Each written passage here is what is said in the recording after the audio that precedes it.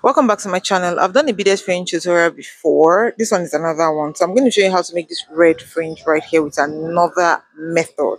As usual, we need beads. That there is crystal beads, and then we need ribbon or strip or whatever it's going to be used. That's the ribbon I used, and then that is the broken glass bead. Of course, needle and thread is not exempted. So what I'm going to be doing first is I'm going to show you another method, right? So I'll pick one glass bead, just one piece right there, and then I'll take it all the way to the bottom of the already tied knot.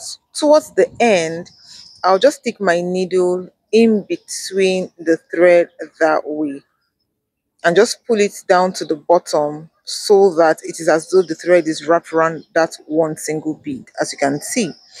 Next thing I'll do is to pick my size 6 crystals. You can use teardrops at this point, but I chose to use normal round crystals. So I picked 2 so that it will give it volume.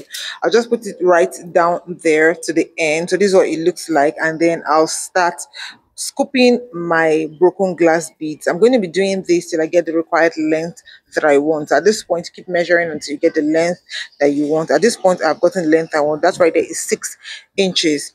Next thing I'm going to do is that I'm going to be identifying the right and the wrong side of the strip, and then I'll put it directly into the right side. So that's what I did right there. Bring it out of the right side and tie it on the wrong side. So that's what it looks like. I'll just come there, hold it tight so it doesn't fall off or dangle down, or the thread don't start unraveling, and I just tie it at the back. After tying it, just cut off the thread and voila. Like, it's that simple. This method is best suitable when you're attaching directly to an outfit. So you want to attach it to the sleeve or to the dress or whatever. This method works 100%. It also helps you measure the length that you want if you are not sure of how long you want the strip to be. Instead of doing it the other way around I showed you before, you can just, do it this way and identify the length. So that's about it.